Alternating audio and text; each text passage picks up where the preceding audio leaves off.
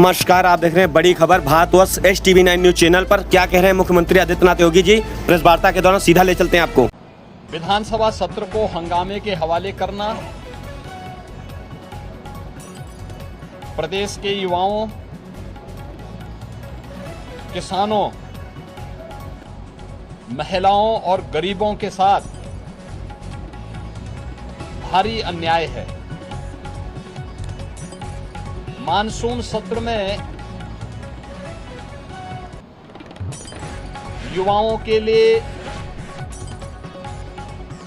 अन्नदाता किसानों के लिए, आधी आबादी महिलाओं के लिए और गरीबों के लिए नई स्कीम, नई योजनाएं प्रारंभ हों, युवाओं के एम्प्लॉयमेंट के लिए, उनकी स्किलिंग के लिए, अन्नदाता किसानों के लिए कोई नई योजना घोषित हो सके। लोग 59,000 करोड़ रुपए से अधिक की अनुपूरक बजट को भी लेकर के आए थे, जिनके लिए इन सभी मदों में धनराशि की व्यवस्था भी थी। नई योजनाओं को घोषित करने के लिए चर्चा विधानसभा में हो सके, इसके लिए उन कार्यक्रमों के साथ हम लोग आए थे। लेकिन समाजवादी पार्टी के नकारात्मक रवैये के कारण युवाओं के मुद्दे पर, अन्नदाता किसानों के मुद्दे पर, महिलाओं के स्वावलंबन के मुद्दे पर या गरीबों के लिए बनने वाली वेलफेयर की अन्य स्कीमों के मुद्दे पर सदन में समाजवादी पार्टी ने कोई चर्चा नहीं होने दी। इनका ये आचरण असंवैधानिक भी है, युवा विरोधी है, किसान विरोधी है, महिला विरोधी है और गरीब विरोधी भी है।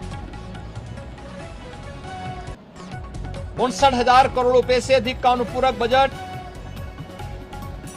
इन नई मांगों के साथ साथ प्रदेश के इंफ्रास्ट्रक्चर की स्ट्रेंथनिंग के लिए, एक्सप्रेस वे के नेटवर्क को और बेहतर बनाने के लिए जो माननीय जनप्रतिनिधियों ने डिमांड की थी, उसके लिए भी धनराशि का प्रावधान किया है। हमने प्रदेश के अंदर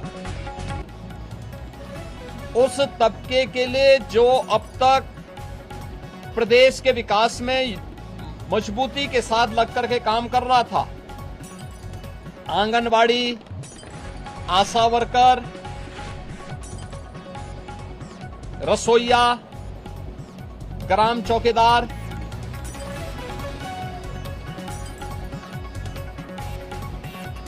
आपके कोटेदार, इन सब के साथ साथ उस हरेक तबके को छूने का प्रयास किया था जिनके मानदेय बढ़ने हैं।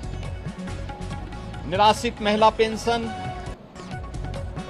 वृद्धावस्था पेंशन, दिव्यांगजन पेंशन में भी वृद्धि हो, चर्चा हो। जो लोग अब तक इन योजनाओं से जुड़ नहीं पाए थे, उन लोगों को जोड़ने का प्रावधान हो। इन सब पे सदन में चर्चा हो। लेकिन समाजवादी पार्टी का नकारात्मक रवैया सदन में और माननीय सदस्यों के द्वारा उठाए जाने वाले इन महत्वपूर्ण मांगों को मजबूती के साथ आगे बढ़ा सके, इसमें रुकावट बनी। लेकिन उस सब के बावजूद विधानसभा ने सप्लीमेंट्री डिमांड को पारित किया है और पारित करने के साथ ही बहुत शीघ्र इन सभी तबके के लिए, मैंने जो कल भी कहा था कि उत्तर प्रदेश सरकार ने आउटसोर्सिंग कमीशन का गठन कर दिया है। एक न्यूनतम मानदेय हर एक आउटसोर्सिंग कर्मी को प्राप्त हो और उसको हर प्रकार की सामाजिक सुरक्षा की गारंटी भी प्राप्त हो, उसको हम अगले बहुत शीघ्र उसको आगे बढ़ाने जा रहे हैं। उसके लिए धनराशि की व्यवस्था हमने बजट में कर दी है। आंगनवाड़ी, आशा वर्कर, रसोईया, ग्राम चौकीदार या कोठेदार, इन सब के इंसेंटिव और इनके मानदेय को बढ़ाने के लिए भी धनराशि की व्यवस्था हम लोगों ने बजट में की हुई है और उसको भी हम अब विधानसभा से बजट पारित होने के उपरांत विधान परिषद में पारित होगा। विधान परिषद से पारित होने के उपरांत फिर इस बजट को हम लोग अलग अलग कार्यक्रमों के माध्यम से उस तबके तक पहुंचाने का काम भी करेंगे। समाजवादी पार्टी का यह चरित्र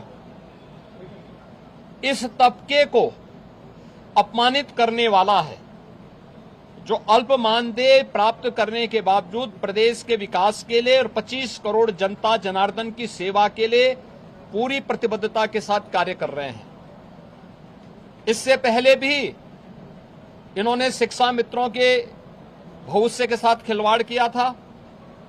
हमारी सरकार ने शिक्षा मित्रों के मानदेय को 10,000 से बढ़ा करके 18,000 किया है। पहले 3,000 ये मानदेय मिलता था, हमने 3,000 से 10,000 किया, 10,000 से 18,000 किया और उन्हें 5 लाख रुपए की कैशलेस की सुविधा भी उपलब्ध करवाई। अनुदेशकों को प्रदेश में 9,000 मिलता था, उन्हें 17,000 रुपए उनका मानदेय किया और उन्हें कैशलेस की सुविधा भी उपलब्ध करवाई। बेसिक, माध्यमिक, उच्च शिक्षा से जुड़े हुए जितने भी शिक्षक हैं, इनके मानदेय को इनको कैशलेस की सुविधा उपलब्ध करवाई। अन्य तमाम तबके के लिए बेहतरीन स्कीम को लेकर के, योजनाओं को लेकर के हम सप्लीमेंट्री डिमांड्स में आए थे और इन सब के साथ साथ सामाजिक न्याय के लिए अपना जीवन समर्पित होने वाले उन सभी महापुरुषों के लिए, जिनमें बाबा साहब भीमराव अंबेडकर हैं, जिनमें महर्षि वाल्मीकि जी हैं, संत शिरोमणि सदगुरु रविदास जी महाराज हैं, सामाजिक न्याय के पुरोधा के रूप में और महिला शिक्षा का पुरजोर समर्थन करने वाले संत ज्योतिबा फुले हैं,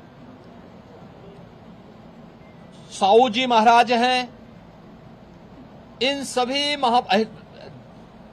लोक माता अहिल्याबाई होलकर जी हैं।